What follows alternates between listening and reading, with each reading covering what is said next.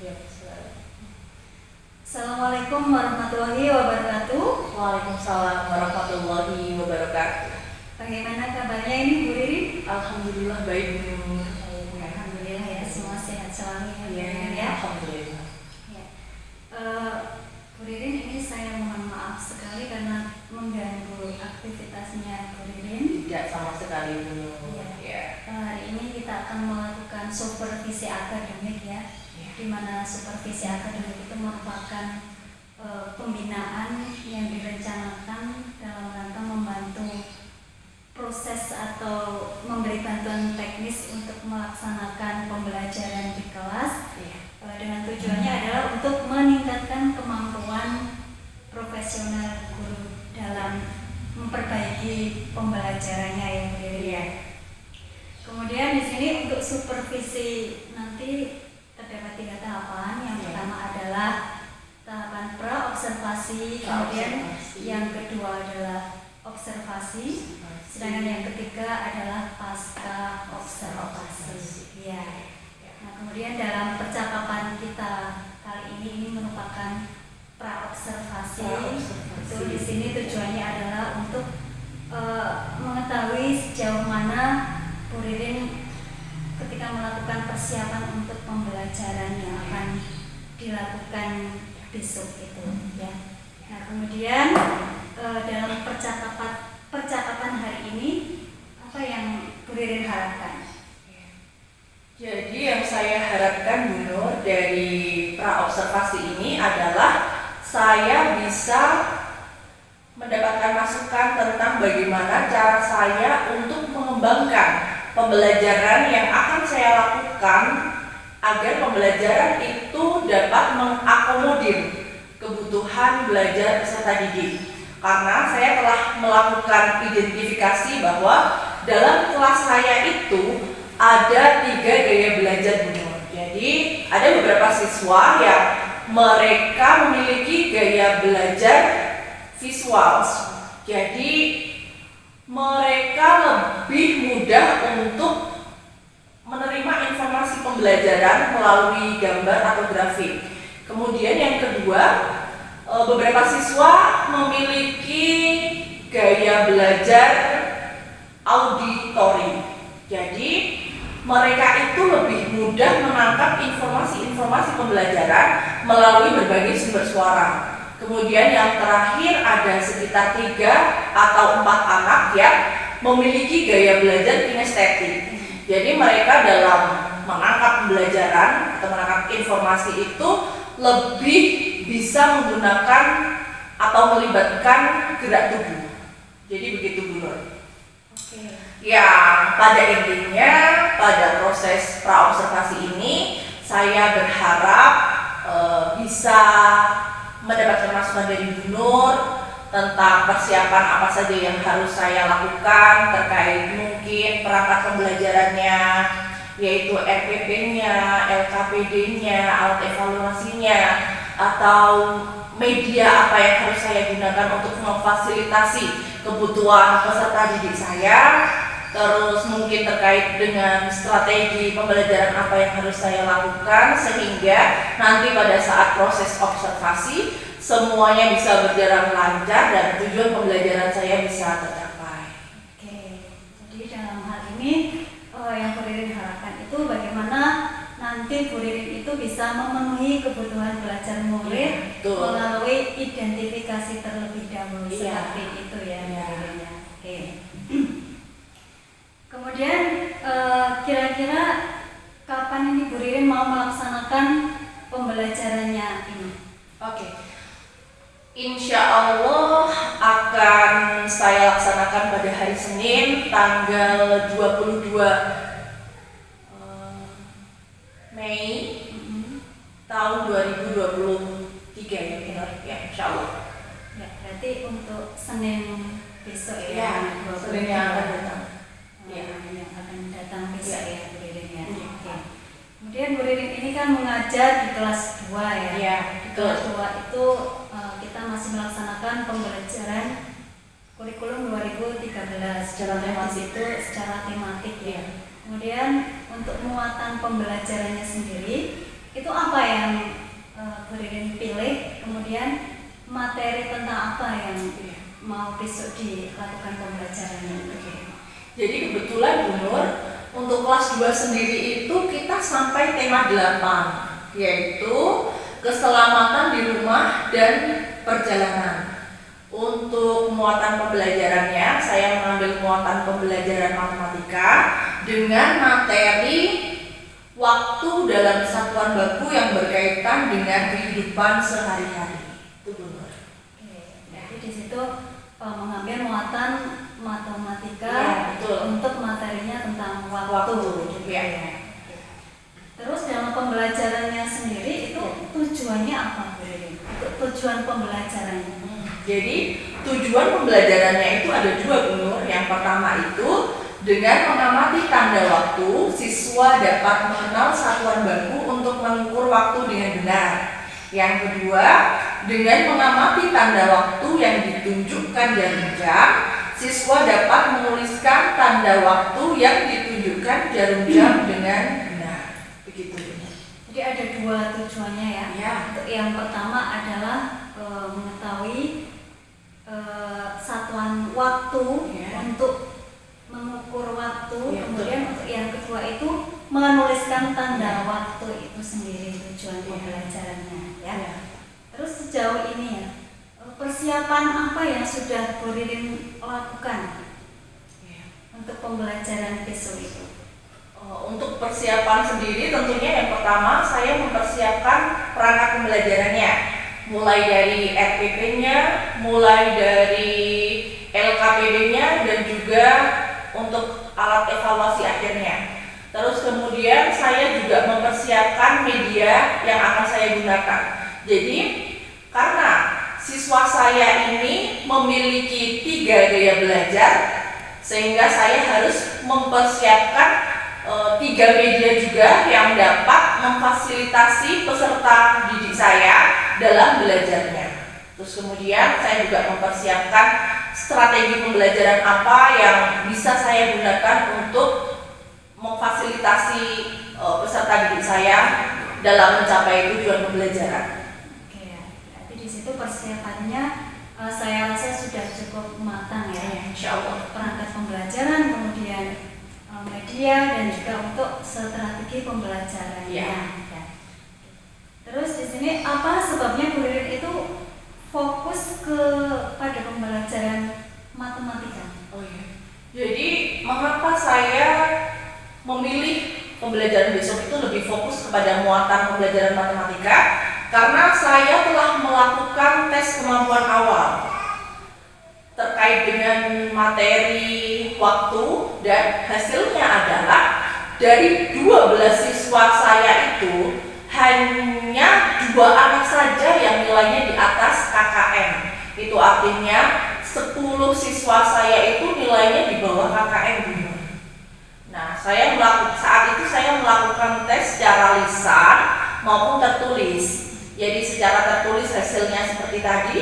Terus kemudian saya melakukan tes secara lisan juga, banyak anak yang belum bisa membaca jam. Begitu Bu Nur, itu adalah alasan saya mengapa saya memilih materi waktu itu. Karena itu adalah merupakan permasalahan yang harus segera saya atasi, Bu Nur. Oke, jadi di situ fokusnya dalam memilih muatan pelajaran matematika karena rata-rata nilai anak itu masih berada di bawah KKM. Kemudian di situ anak-anak itu masih kesulitan dalam membaca waktu atau membaca jam gitu ya. Terus bolehkah Bu Ririn ceritakan mengenai strategi yang akan digunakan ketika mengajar nanti? Jadi strategi pembelajaran yang saya pilih adalah strategi pembelajaran problem based learning. Di mana mengapa saya memilih PBL ini sebagai strategi pembelajaran yang besok akan saya lakukan? Karena dalam PBL ini kita menghadirkan suatu permasalahan, tentunya permasalahan yang berkaitan dengan kegiatan sehari-hari siswa. Kemudian nanti kita bersama-sama untuk mencari sebuah solusi dari permasalahan tersebut. Ketika kita menerapkan PBL, kita akan merangsang kemampuan berpikir kritis siswa.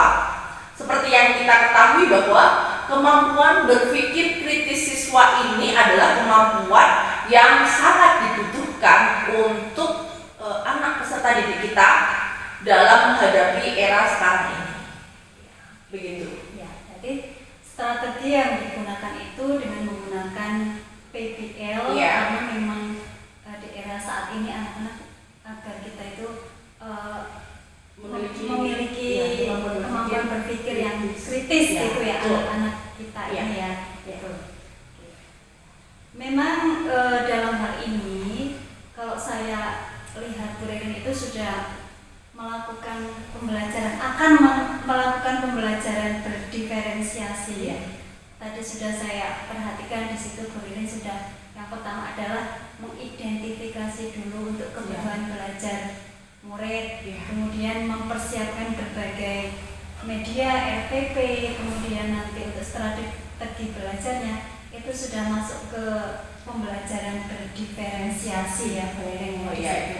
Iya, kemudian di situ seperti yang kita ketahui bahwa untuk pembelajaran berdiferensiasi itu di situ kita harus menganalisis dulu seperti kebutuhan belajar murid itu apa saja. Yang pertama itu tentang kita melihat bagaimana kesiapan belajar murid seperti tadi ini sudah menyampaikan, memberikan tes dulu ya. Kemudian minat murid, biasanya murid-murid itu berminat dengan hal-hal yang misalnya video ataupun apa, ataupun gambar-gambar, poster dan lainnya. Kemudian juga profil belajar murid itu sendiri itu tentang pembelajaran berdiferensiasi ya.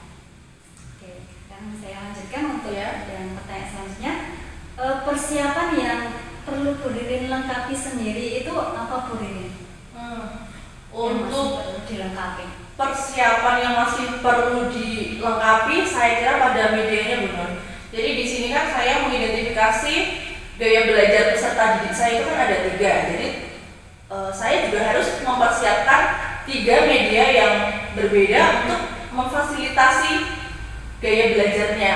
Dan saya sepertinya masih kurang dalam hal itu benar. Terkait dengan medianya. Oke, berarti terkait dengan medianya yang belum lengkap, nanti akan segera dilengkapi. Nah, kira-kira kapan untuk melengkapi media tersebut? Saya akan melengkapi media saya yang kurang itu setelah pra observasi ini. Jadi setelah ini saya akan langsung melengkapi yang dirasa kurang. Setelah pra observasi ini berarti di situ Bu Ririn akan melengkapi untuk media pembelajarannya yang mau dipersiapkan untuk memenuhi kebutuhan belajar murid Bu Ririn. Betul. Nah, untuk melengkapinya apakah Bu Ririn perlu bantuan dan siapa yang dimintai bantuan untuk itu? Tentu perlu bantuan Bu Nur. Mungkin nanti saya akan meminta bantuan Bu Nur atau rekan sejawat lainnya dalam proses mempersiapkan media yang akan saya gunakan besok Senin. Berarti di situ kita menerapkan kolaborasi betul. Kolaborasi dengan teman agar bisa melaksanakan pembelajaran yang seperti kita harapkan, begitu seperti Bu Ririn harapkan. Terus untuk yang area pengembangannya sendiri ini Bu Ririn, area pengembangan dalam kompetensi apa yang ingin Bu Ririn capai? Kita tahu bahwa untuk area pengembangan guru itu ada 4. Yang pertama adalah kompetensi pedagogik, kemudian yang kedua adalah kompetensi kepribadian, yang ketiga adalah kompetensi sosial, dan yang terakhir adalah kompetensi profesional. Dari keempat area ini area mana yang ingin Bu Ririn kembangkan? Mungkin kompetensi yang ingin saya kembangkan pada diri saya yaitu yang pertama adalah kompetensi pedagogi terkait dengan bagaimana saya memahami peserta didik saya, terus bagaimana saya mempersiapkan, melaksanakan dan mengevaluasi pembelajaran yang akan saya lakukan, mungkin kaitannya dengan itu. Terus yang kedua yaitu kompetensi profesional, bagaimana saya akan lebih mendalami materi yang akan saya berikan kepada siswa. Mungkin itu. Berarti di sini ada 2 kompetensi ya, Yeah. yang akan dikembangkan oleh Bu Ririn, yaitu Yeah. berupa kompetensi pedagogik Pedagogik sama juga profesional. Yeah. Oke, Bu Ririn. Kemudian dari kompetensi itu, strategi apa yang ingin Bu Ririn capai, itu strateginya apa? Iya.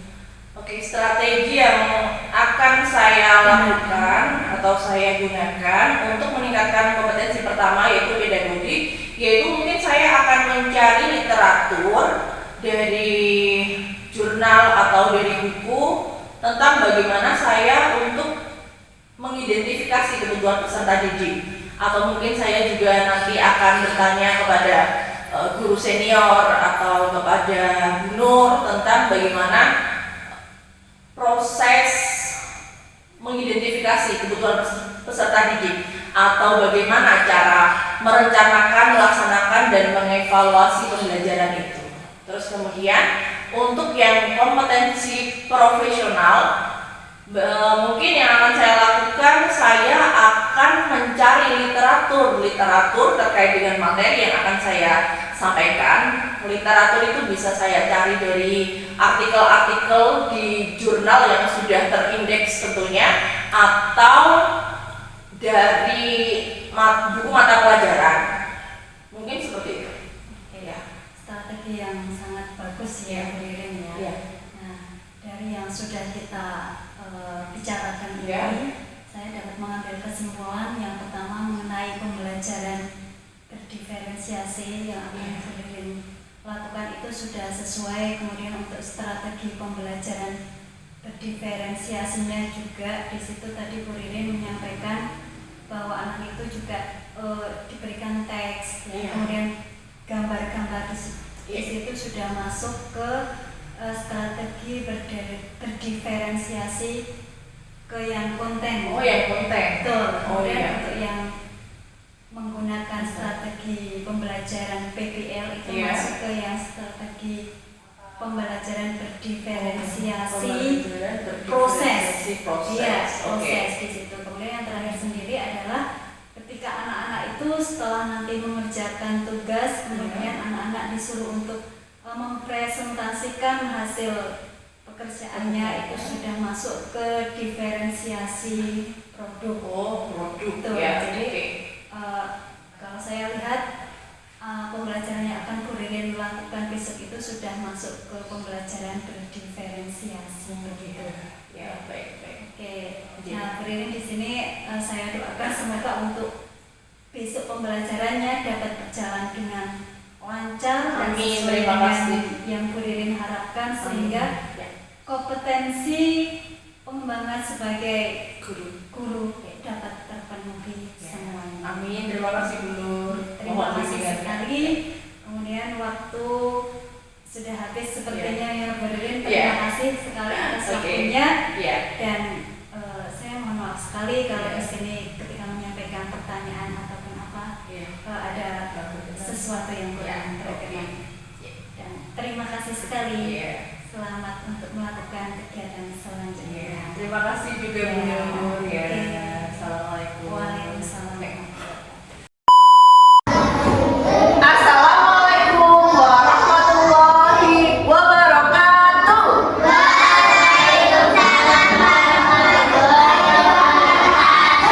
Bagaimana kabarnya hari ini? Sehat semuanya? Alhamdulillah. Baiklah anak-anak semuanya, untuk mengawali pembelajaran pada hari ini, silahkan Mas Pulung dipimpin berdoa. Wa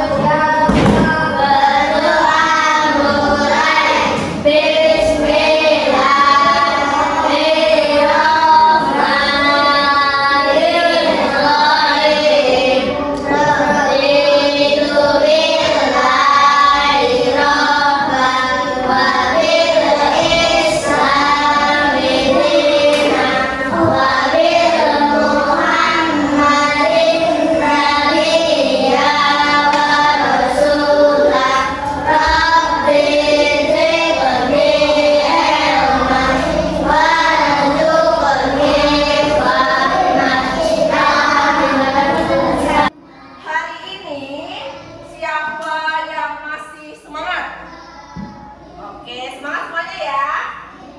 Untuk menambah semangat, mari kita nyanyikan lagu Profil Pelajar Pancasila yang sudah kita aransemen sendiri.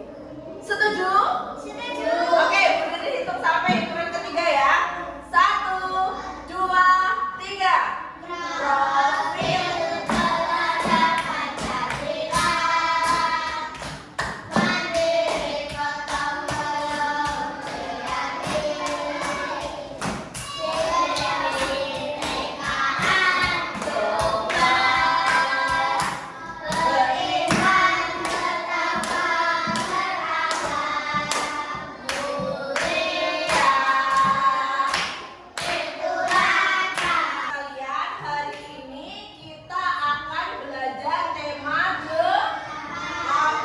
Tema 8 yaitu keselamatan di rumah dan perjalanan. Subtema 1, aturan keselamatan di rumah pembelajaran 3. Baiklah, siapa yang tahu hari ini hari apa? Hari Senin. Tanggal berapa ya? 22 bulan apa? Mei tahun 2023. Nah, sebelum kita memulai pelajaran, kita akan mengingat dan selalu mengingat keyakinan kelas kita.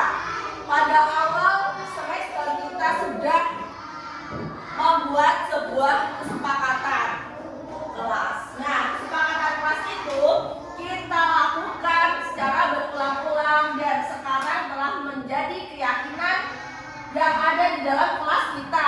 Siapa yang tahu? Siapa yang masih ingat keyakinan kelas kita yang pertama? Pintar, tertib dalam belajar. Artinya apa? Kalian dalam belajar di kelas harus sesuai dengan aturan yang ada di kelas. Yang kedua apa? Menjaga lisan. Yang ketiga? Menjaga kebersihan kelas. Nah, Burin harap keyakinan kelas kita ini bisa tertanam dalam diri kalian sampai nanti kalian telah dewasa, gitu ya. Oke, hari ini Bu Lirin akan melakukan presensi terlebih dahulu. Ketika nanti Bu Lirin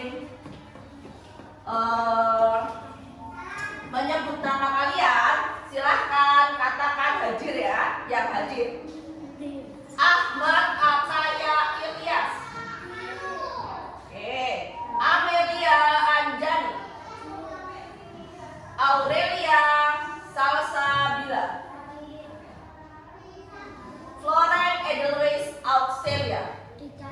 Oh, tidak hadir ya? Kenapa Mbak Floren tidak hadir? Sakit. Oke, semoga Mbak Floren lekas sembuh dan bisa bergabung belajar bersama kita lagi ya. Gabriel Agiam Saputra. Hadir. Muhammad Putra Alfariski. Nabila Putri Yasira. Rafael Rian Dimitrian. Tania Azahra. Kita doakan bersama-sama semoga Mbak Floret lekas sembuh dan bisa belajar bersama kita lagi. Baiklah anak-anakku kelas 2, coba Bu Ririn cek lagi suaranya. Kelas 2. Oke, terima kasih. Sudah siap anak-anakku sekalian?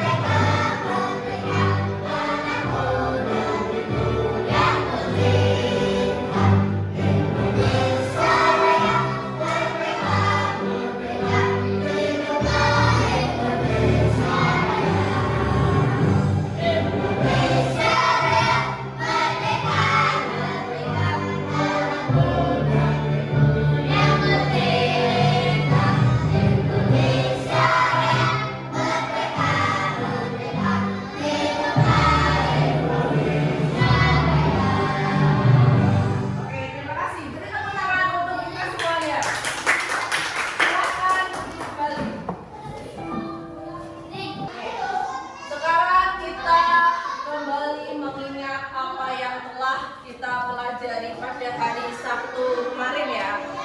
Kemarin kita sudah belajar tentang bagian-bagian jam ya. Bagian-bagian jam. Ada jarum panjang, ada jarum pendek. Siapa yang masih ingat? Ya, mana jarum panjangnya?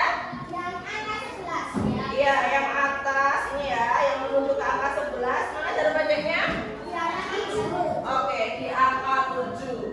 Nah, anak-anakku sekalian, hari ini kita akan belajar tentang satuan baku dalam waktu, dan kita juga akan belajar bagaimana cara kita membaca jam.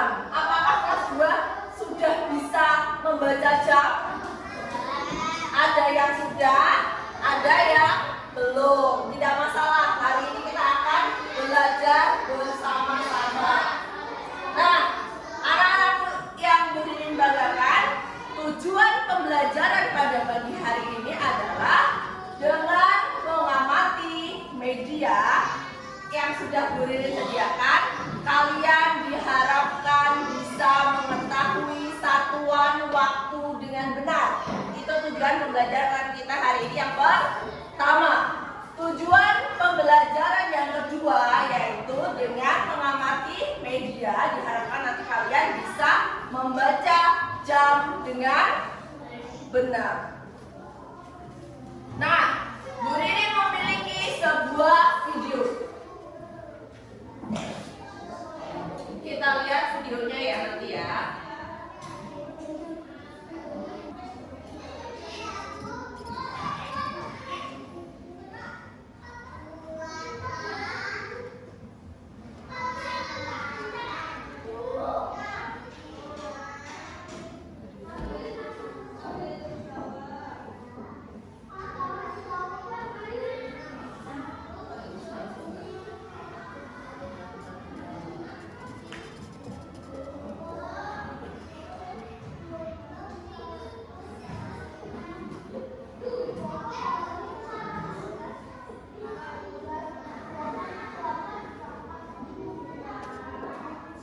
Bentar ya.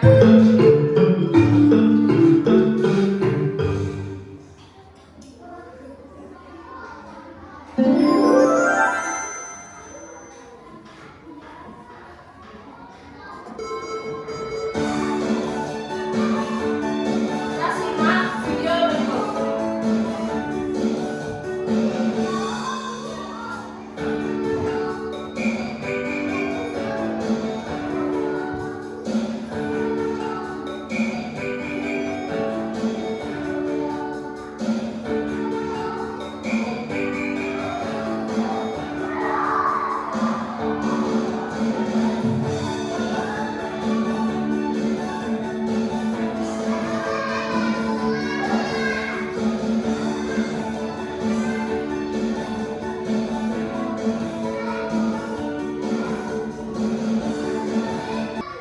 Dari video yang baru saja kita lihat bersama-sama, kira-kira apa yang terjadi dengan anak yang ada di video? Terlambat sekolah. Kira-kira kenapa ya terlambat sekolah? Iya, karena tidurnya tadi jam 11 malam baru tidur. Iya, itu langsung. Jadi bangunnya jam berapa tadi? Jam 7 baru bangun. Langsung tidak mandi, langsung berangkat sekolah. Akibatnya apa di sekolah? Terlambat. Apalagi tadi? Tidur, benar, ketiduran. Jadi membuat hari-hari yang dilalui itu tidak bisa berjalan dengan baik. Siapa yang mau seperti di video tersebut? Angkat tangannya. Tidak ya, tidak mau semuanya ya. Oke. Yang di video tadi namanya Mas Alfa. Ya.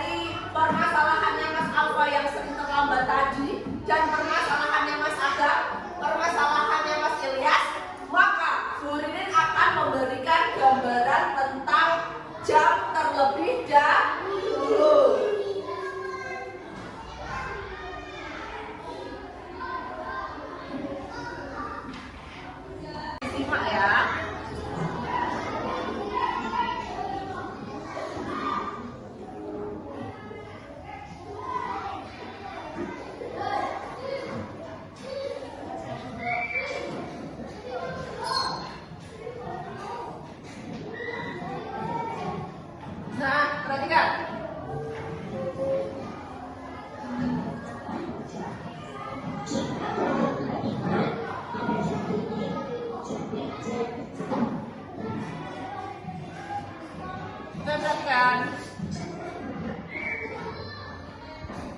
cara membaca jam.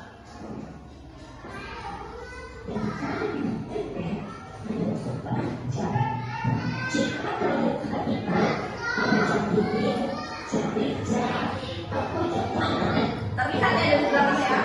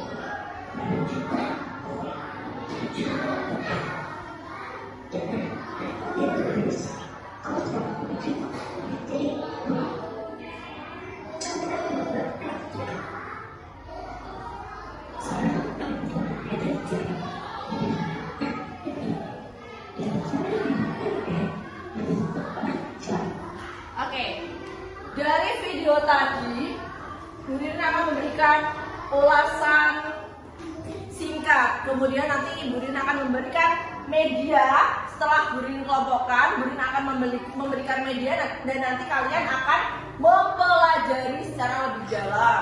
Jadi tadi jam itu memiliki beberapa komponen. Ada jarum apa? Ada jarum pendeknya, ada jarum panjangnya. Jarum pendek tadi menentukan apa? Jam. Jarum panjang menentukan menitnya. Jadi anak-anak sekalian, nah ini jarum panjang, ini jarum panjang, ini jarum pendek. Kalian tahu yang berputar ini, jarum yang berputar, ini ya. Ini menentukan detik. Ada jarum yang berputar kan ini kan?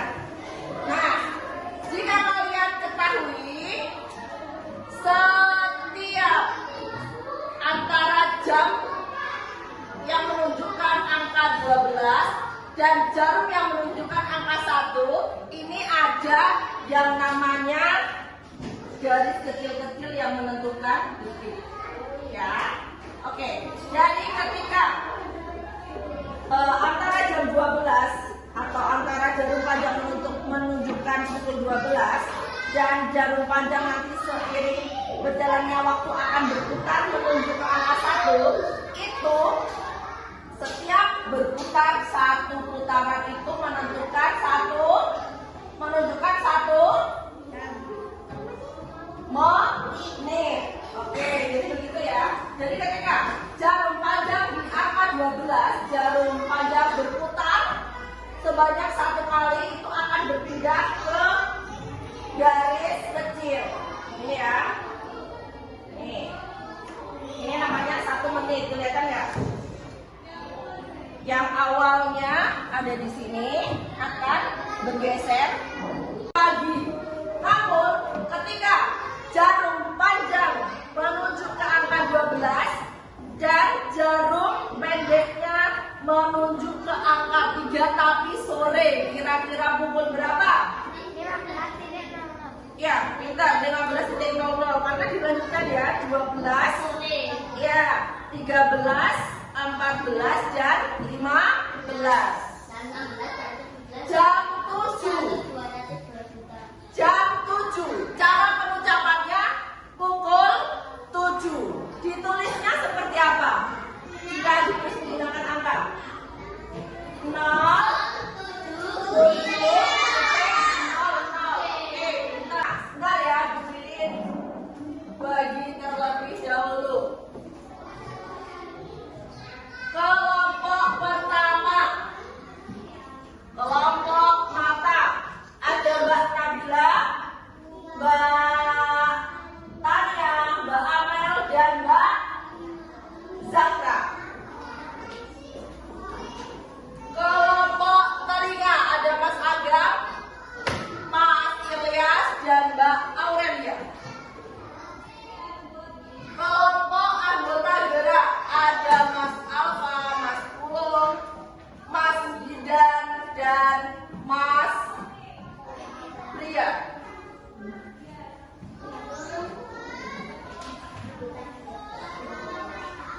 Nah, berikut akan membagikan meja.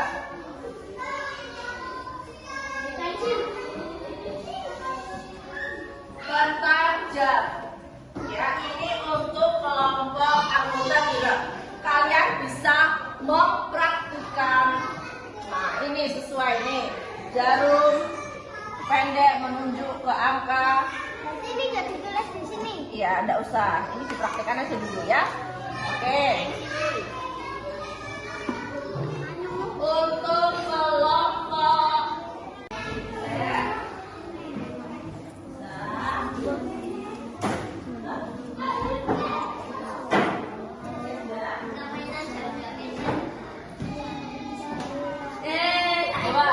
sudah bisa jam 10? Coba kita lihat apakah betul. Nah. Ya. Oke. Betul ya? Berarti kalian sudah paham? Sudah paham? Oke. Mas, sudah paham belum? Sudah ya? Oke. Coba sekarang medianya sudah ya. Siapa yang ingin bertanya? Sudah paham semuanya? Oke. Kalau sudah paham semuanya, Putri akan membagikan lembar. Nih, pekerjaan untuk kalian. Nah, saat ini kan kita akan memecahkan sebuah permasalahan, ya kan, yang terlambat datang tadi kan. Nah, sekarang kita akan membuat jadwal. Ya, jadwal untuk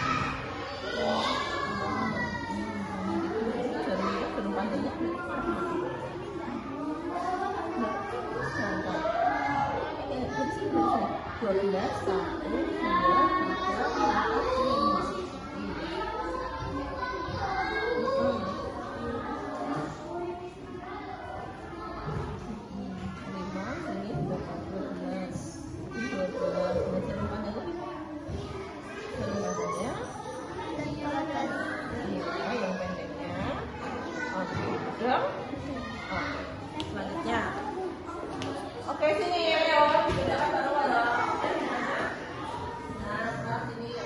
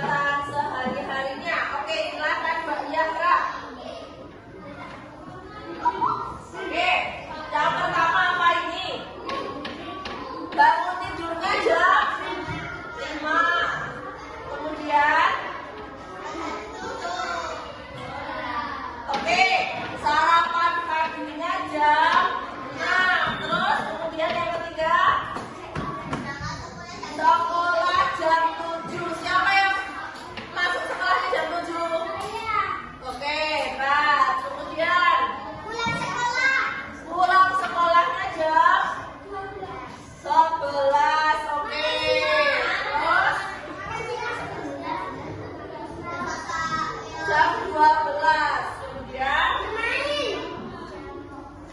oke, jam 3. Mengajinya jam 6, terus belajarnya jam 9. Belajarnya jam berapa ini? Jam 7. Ada yang sama belajarnya jam 7 malam? Ada yang sama tidak? Oke. Bangun tidurnya jam 5, terus sarapan paginya jam 6, terus masuk sekolahnya jam 7. Ya, pulang sekolahnya jam 11. Makan siangnya jam 12. Bermainnya jam 1. Mengajinya jam 4. Ada yang sama mengaji jam 4? Oke, terus belajarnya jam 3, boleh. Oke, tidurnya jam 9. Beri tepuk tangan untuk kelompok anggota kelas. Sekarang kelompok kedua, siapa yang mau maju? Mas Agam, yuk. Ayo.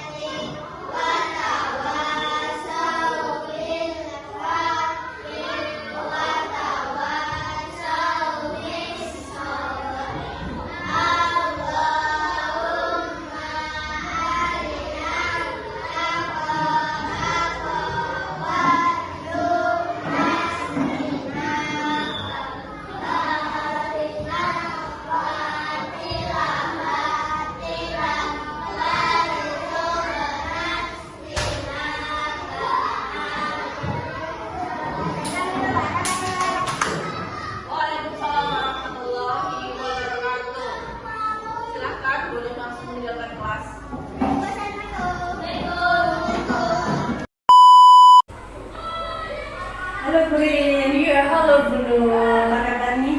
Alhamdulillah baik. Oke, Bu Ririn, saya ingin meminta waktunya sebentar ini. Iya. Waktunya ya untuk pengamatan pembelajaran yang kemarin. Iya. Nah, menurut Bu Ririn itu bagaimana setelah Bu Ririn melakukan pembelajaran yang kemarin? Setelah saya melakukan pembelajaran Bu Nur, saya merasa sangat senang karena saya bisa menerapkan pembelajaran berdiferensiasi di kelas saya untuk yang pertama kalinya tentunya ya. Dan saya merasa bahwa hal itu juga berdampak yang baik untuk meningkatnya kompetensi saya sebagai seorang guru. Nah, gitu ya. Kemudian menurut Bu Ririn sendiri, apakah proses pembelajaran ini sudah sesuai dengan yang Bu Ririn rencanakan? Kalau menurut saya, proses pembelajaran yang berlangsung kemarin itu sudah sesuai dengan rencana yang telah saya susun. Mulai dari langkah-langkah pembelajarannya yang sudah sesuai dengan sintak model pembelajaran yang saya gunakan, yaitu problem based learning. Terus kemudian untuk medianya, saya juga bisa menghadirkan media yang sesuai dengan gaya belajar siswa. Jadi kemarin itu ada beberapa kelompok, lebih tepatnya 3 kelompok dengan gaya belajar siswa yang berbeda-beda. Jadi satu kelompok pertama itu dengan gaya belajar visual. Nah, saya menghadirkan media berupa gambar. Kemudian untuk kelompok yang kedua itu ada kelompok dengan gaya belajar kinestetik. Saya menghadirkan media berupa alat peraganya itu jam. Jadi mereka dalam belajar itu bisa sambil mengotak-atik jam. Mengotak-atik Ya, jamnya, gitu ya. jamnya. Terus kemudian kelompok yang ketiga itu kelompok auditori. Nah, itu saya memberikan media berupa video. Yang tentunya di situ juga ada rekaman suara. Karena kan kelompok belajar auditori itu dia lebih bisa menangkap informasi-informasi dalam bentuk suara. Terus kemudian saya juga merasa sangat senang dan tertantang gitu. Dan yang tidak kalah pentingnya, tujuan pembelajaran yang saya rencanakan itu bisa tercapai dulu dengan proses pembelajaran menggunakan pembelajaran berdiferensiasi. Itu tujuan pembelajaran saya bisa tercapai, dan juga anak saya itu bisa mendapatkan nilai di atas KKM seperti yang saya harapkan, walaupun memang ada 2 anak yang nilainya itu di bawah KKM. Berarti untuk pembelajaran berdiferensiasinya menyenangkan begitu? Menyenangkan sekali untuk saya pribadi dan juga anak-anak. Jadi anak-anak juga terlihat lebih antusias mengikuti pembelajaran karena mungkin kok pembelajarannya berbeda seperti yang biasanya dilakukan. Terus kemudian mereka juga motivasi belajarnya terlihat lebih meningkat karena masing-masing kelompoknya itu kan belajar sesuai dengan gaya belajarnya. Jadi dia merasa lebih mudah memahami materi, sehingga itu secara tidak langsung motivasi belajarnya juga meningkat. Ya. Kemudian boleh Bu Ririn menceritakan untuk hal-hal yang memuaskan dan yang kurang memuaskan bagi Bu Ririn ketika Bu Ririn itu melakukan pembelajaran. Hal yang memuaskan, yang pertama terkait hal yang memuaskan, tentunya saya merasa puas karena ternyata juga saya mampu untuk melaksanakan pembelajaran berdiferensiasi seperti yang sudah direncanakan, walaupun mungkin belum sempurna dan butuh perbaikan. Yang kedua, yang saya merasa puas itu ketika anak-anak saya merasa antusias dan motivasi belajarnya meningkat. Yang ketiga, tujuan pembelajarannya dapat tercapai. Itu yang penting sekali. Kemudian nilai anak-anak saya meningkat. Ya. Kemudian yang kurang memuaskan itu ketika saya belum mampu menyimpulkan pembelajaran dengan baik. Maka saya belum menyimpulkan pembelajaran dengan baik. Jadi di situ masih ada rasa kurang puas ya, Ya. karena belum dapat menyimpulkan pembelajarannya. Ya. Gitu. Iya. Terus yang selanjutnya, menurut Bu Ririn sendiri, bagaimana ketercapaian kompetensi siswa? Pencapaian kompetensi siswa yang awalnya anak-anak saya itu belum bisa untuk mengetahui satuan waktu, belum bisa untuk membaca jam. Setelah saya melakukan proses pembelajaran yang saya kelompokkan berdasarkan gaya belajarnya dan juga saya memberikan media berdasarkan gaya belajarnya. Terus kemudian saya itu menggunakan metode PBL dengan menghadirkan sebuah permasalahan yang nanti anak saya dengan bekal pengetahuan yang dipelajari ketika dia berkelompok berdasarkan gaya belajarnya untuk menemukan sebuah solusi dari permasalahannya itu. Berarti menggunakan PBL, pembelajaran Ya. based learning, Iya. problem based Ya, learning. problem based learning. Oke. Nah, kemudian apakah menurut Bu Ririn itu sudah berhasil? Kalau menurut saya sudah berhasil benar, karena dilihat dari berbagai indikator mulai dari meningkatnya antusias, meningkatnya motivasi dan juga meningkatnya nilai, itu menurut saya pembelajaran yang saya lakukan sudah berhasil. Sudah berhasil. Iya. Bagus sekali ya Bu Ririn ya. Iya, alhamdulillah. Kemudian yang menjadi kesulitan siswa sendiri itu apa bagi siswa yang mereka itu belum bisa mencapai? Mungkin ada siswa Bu Ririn yang belum mencapai nilai KKM, nah kemudian di situ kesulitannya itu apa? Untuk kesulitan siswa sendiri ada dua anak yang memang dia selalu nilainya itu Rendah. Iya, di bawah KKM. Inisialnya Z dan inisialnya I. Jadi kedua anak ini memang saya lihat itu ketika pembelajaran sedang berlangsung, itu anaknya itu kurang fokus dan juga memang berpikirnya itu sedikit lebih lambat dibanding teman-temannya. Dan ada satu anak juga ini yang inisialnya I itu dia tidak bisa bahasa Indonesia. Jadi bahasa yang dilakukan di rumahnya itu bahasa Jawa, sehingga ketika gurunya itu menjelaskan dengan bahasa Indonesia itu dia terkadang sulit untuk menangkap apa yang dimaksudkan gurunya gitu. Oh ya, berarti kesulitan siswa itu karena satu dia itu tidak terbiasa menggunakan Bahasa Indonesia yang anak yang inisial I. Iya. Jadi untuk menerangkan sulit gitu ya. Untuk Paham, menangkap pelajarannya terkadang terhambat. Dan Kemudian ada juga yang satu dia memang lambat dalam berpikir gitu. sebenarnya dua-duanya juga memang berpikirnya lambat. Nah, memang dua-duanya lambat. Berpikirnya lambat. Oke, ya kita lanjutkan ya, Bu Ririn ya. Iya. Nah, kalau menurut Bu Ririn sendiri, itu kesulitannya Bu Ririn sendiri itu apa? Kesulitan yang saya alami ketika proses pembelajaran kemarin itu adalah terkait dengan pengkondisian siswa saat saya mengkelompokkan anak-anak yang memiliki gaya belajar Yang sama. auditori. Oh, gitu. Nah, itu atau kelompok 3, dan di situ saya beri nama kelompok telinga. Nah, kelompok telinga itu terdiri dari 3 siswa. 3 siswa ini 2 laki-laki dan 1 perempuan. Ketiga anak ini adalah cenderung ke anak yang pendiam. Jadi ketika saya kelompokkan itu, anaknya itu duduknya berjauhan dulu. Yang perempuan di tengah, yang laki-laki di sini di pinggir, yang laki-laki di pinggir, dan mereka untuk duduk berdekatan itu tidak mau.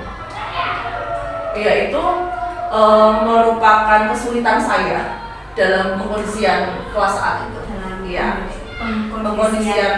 Iya. Jadi mereka Tidak- tidak mau bekerja sama atau Ya, awalnya tidak mau untuk lebih berdekatan duduknya untuk mendiskusikan LK yang saya berikan itu tidak mau. LKPD yang saya berikan itu dia tidak mau duduk LKS ini diseret diberikan ke temannya yang di kanan, kemudian di kanan diberikan temannya yang di tengah begitu. Jadi mereka tidak mau untuk berdekat. Mungkin ada rasa malu karena berdekatan dengan Lawan jenis ya, oke, iya. Oh ya, itu ya kesulitannya Bu Ririn dalam hal pengkondisian anak ketika melakukan pembelajaran Ya. berkelompok. Ya, betul. Kemudian ya Bu Ririn Ya. bagaimana cara Bu Ririn itu mengatasi kesulitan siswa? Salah satunya seperti yang tadi itu ya. Oh iya. Kemudian kesulitan Bu Ririn sendiri itu Pertama, bagaimana cara saya untuk mengatasi kesulitan yang dua anak tadi, yang inisial I tadi ya, sama inisial Z tadi. Jadi untuk mereka berdua memang saya setelah pembelajaran selesai itu pasti saya menambah jam untuk mereka. Awalnya memang semuanya ya, saya misalnya kaitannya dengan jam ya, saya beri soal tentang jam baru mereka boleh pulang, dan pasti kan anak gue itu paling yang terakhir. Ya, saya beri tambahan jam sampai mereka ya. Kemudian saya juga melakukan komunikasi dengan orang tua. Saya berikan pemahaman kepada orang tua, minta tolong untuk di rumah juga kondisikan untuk mempelajari materi tersebut. Terus kemudian kalau untuk yang mengatasi anak yang belum bisa menggunakan bahasa Indonesia karena keseharian di rumahnya menggunakan bahasa Jawa ya, saya terkadang menjelaskannya itu juga menggunakan bahasa Jawa dengan si anak itu. Terus saya juga memotivasi anak tersebut untuk mulai belajar menggunakan bahasa Indonesia ketika dia berinteraksi dengan teman-temannya. Dan kemudian sebenarnya yang saya lakukan kepada anak-anak ini adalah tetap memujinya, dalam artian membuat dia percaya pada dirinya sendiri. Kemudian baru saya memberikan masukan-masukan, karena ketika anak itu dipuji dia ada rasa bahagia, kemudian anak itu akan mudah untuk menerima masukan-masukan dari kita gitu. Terus ya kesulitan, terus untuk mengatasi kesulitan yang saya alami sendiri tadi ketika pembelajaran berlangsung, yaitu ketika anak tidak mau untuk saling mendekat, ya saling berkolaborasi, itu ya sama Bu Nur, saya memberikan pujian dulu. Kamu anak hebat, kamu anak yang rajin, anak yang pintar. Mari kita bekerja sama, kalian itu teman, ayo diselesaikan secara bersama-sama. Kemudian saya minta untuk lebih mendekat duduknya, kemudian dikerjakan secara bersama-sama. Ya alhamdulillah, walaupun itu duduknya tidak begitu dekat, tapi mereka sudah melaksanakan atau mendiskusikan LKPD yang saya berikan. Berarti sedikit-sedikit harus bisa merayu anak tersebut. Iya, dengan memberikan motivasi. Iya, dipuji dulu agar dia agar dia hatinya itu senang, kemudian kita beri masukan itu bisa menerima. Ya. Oke, ya.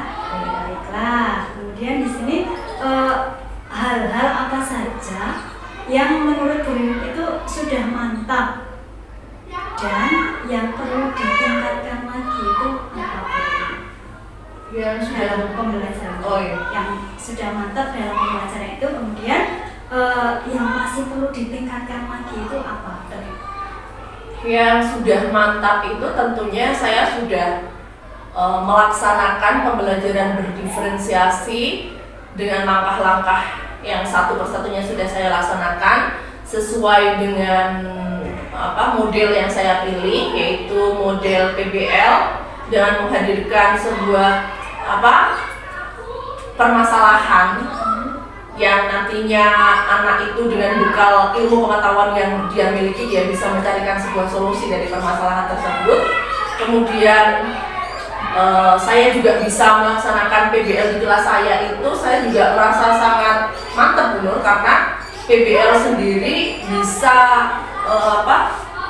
melatih anak untuk berpikir kritis ke depannya, dengan harapan anak itu bisa mengaplikasikannya dalam kehidupan sehari-hari sehingga tentunya akan bermanfaat untuk kehidupan anak tersebut di kemudian hari.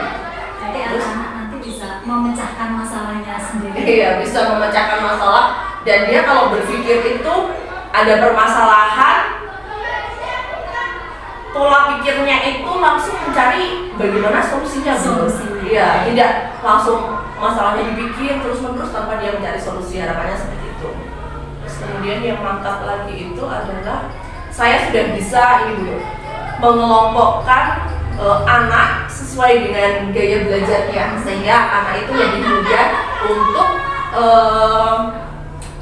memahami sebuah materi yang dilakukan dengan media yang sesuai dengan gaya belajarnya, dan juga dengan teman-teman yang dia juga sesuai dengan gaya belajarnya gitu. Terus yang kurang mantap itu ya yang perlu ditingkatkan.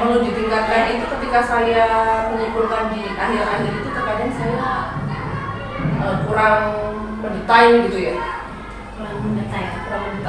menyimpulkan pembelajaran apa saja yang saya lakukan.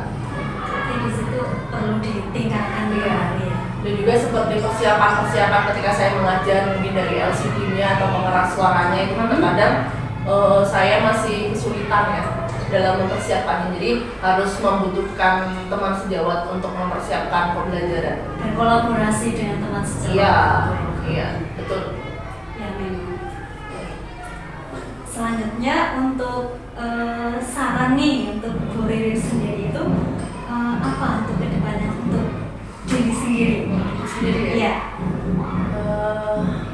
Diri sendiri saya harus lebih meningkatkan pengetahuan saya tentang pembelajaran berdiferensiasi yang lebih update. Mungkin saya bisa mengakses platform yang sudah disediakan oleh pemerintah dari Kemendikbud, mungkin seperti platform Merdeka Mengajar, dan juga mungkin saya bisa lebih mengeksplor diri dengan bagaimana pembelajaran kepada anak itu bisa lebih baik atau bisa bermakna melalui artikel-artikel yang termuat dalam jurnal yang terindeks mungkin paling tidak Sinta 2. Ya, seperti itu mungkin ya Bunur. Dan juga saya bisa belajar dari Bunur ini bagaimana proses pelaksanaan pembelajaran berdiferensiasi, atau bagaimana membuat anak itu lebih tertarik pada pembelajaran kita, dan tidak mudah, bagaimana kita tidak mudah terpancing emosinya ketika anak itu biasanya kelas 1 misalnya, kelas 2 misalnya, gurunya menjelaskan, dia jalan-jalan sendiri atau dia teriak-teriak, ya, seperti itu. Berarti di situ kita harus pandai untuk menjaga sosio emosional kita. Gitu ya. Itu yang sulit itu. Iya. Oke. Nanti bisa dicari referensi bagaimana cara menjaga emosi lewat buku atau lewat apa ya? Mungkin webinar ya, apa yang terkait dengan ini banyak dilaksanakan. Iya. Gitu ya. Iya betul. Oke. Berarti di situ memang Bu Ririn selalu mengupdate ya. Ya, insya Allah. Update supaya kemampuan diri juga berkembang. Nanti insya Allah kedepannya juga pembelajarannya juga akan semakin baik. Oke Bu Ririn, sekarang dari yang sudah tadi pertama kali bagaimana pembelajarannya, kemudian di sini saya akan menyimpulkan bersama Bu Ririn. Berarti dalam hal pembelajaran itu memang kita sebagai guru itu harus mengidentifikasi dulu kebutuhan peserta didik. Ya, atau peserta didik ya dengan gaya belajar. Ya, misalnya gaya belajar atau minat gitu ya. Nah, di situ memang kita harus mengidentifikasi dulu. Setelah itu baru kita bisa melakukan atau membuat rencana apa yang mau kita buat untuk anak-anak nantinya, supaya anak itu bisa betul-betul memahami apa yang mau kita sampaikan. Dalam proses itu juga kita bisa, dalam proses kita mengidentifikasi peserta didik itu, kita bisa meningkatkan kompetensi pedagogi kita sebagai seorang guru. Jadi kita bisa mengetahui bagaimana anak peserta didik kita. Jadi kan terkadang kalau guru yang tidak mengidentifikasi peserta didiknya ketika dia menjelaskan kok anaknya ini tidak mudeng atau tidak mengerti tentang apa yang dijelaskan, disampaikan, itu dia tidak tahu bahwa ternyata anak ini gaya belajarnya kinestetik, membutuhkan suatu media yang sesuai dengan gaya belajarnya. Gitu. Ya, salah satunya ada pembelajaran berdiferensiasi itu ya. Betul, pembelajaran berdiferensiasi yang memang bisa untuk mengakomodir kebutuhan peserta didik. Belajar Ya, atau peserta didik. Karena memang untuk peserta didik itu memang untuk pembelajarannya itu kita harus berpihak kepada murid sesuai dengan filosofinya Ki Hajar Dewantoro. Ya, apalagi itu muridnya memang harus bahagia dan kita sebagai guru kita harus betul-betul mampu untuk menyediakan pembelajaran yang seperti itu. Seperti itu ya. Apalagi seperti yang kita ketahui bahwa karakteristik anak itu berbeda-beda. Kita harus sebagai seorang guru ya harus bisa memberikan fasilitas untuk karakteristik anak yang beragam itu. Iya. Kemudian juga untuk pembelajaran yang sosio-emosional kita seperti tadi yang Bu Ririn sampaikan, kita harus sabar seperti itu ya Bu Ririn, betul. Ya. Sangat perlu sekali. Kita harus melihat peserta didik itu, kita harus memperlakukannya seperti kita memperlakukan anak sendiri gitu ya. Iya betul. Jadi semuanya akan bahagia, bahagia, guru juga bahagia. Guru juga bahagia, akhirnya pembelajarannya bisa tercapai, tujuan pembelajarannya seperti itu yang terpenting, tujuan pembelajaran bisa tercapai. Ya. Itu kesimpulan kita hari ini ya Bu Ririn ya. Kemudian terima kasih sekali ini untuk waktu yang sudah Bu Ririn luangkan. Sama-sama nanti dulu. kita kedepannya sama-sama bisa melaksanakan pembelajaran yang memang betul-betul mengasihkan ya. Tentu untuk lebih maju lagi, murid kita lebih sukses lagi, kita harus selalu belajar dan belajar, jangan malas untuk belajar. Terima kasih sekali Bu Ririn. Saya juga terima kasih Bu Nur karena saya sudah mendapatkan pengetahuan tentang pembelajaran berdiferensiasi itu caranya seperti apa, dan juga anak saya kelas 2 juga bisa merasakan bagaimana pembelajaran berdiferensiasi itu diterapkan dalam kelas saya. Saya juga mengucapkan terima kasih untuk ilmu yang sudah di-share kepada saya. Terima kasih banyak juga. Yang itu semoga bermanfaat. Amin, terima kasih. Oke, selamat siang. Selamat siang. Waalaikumsalam warahmatullahi wabarakatuh.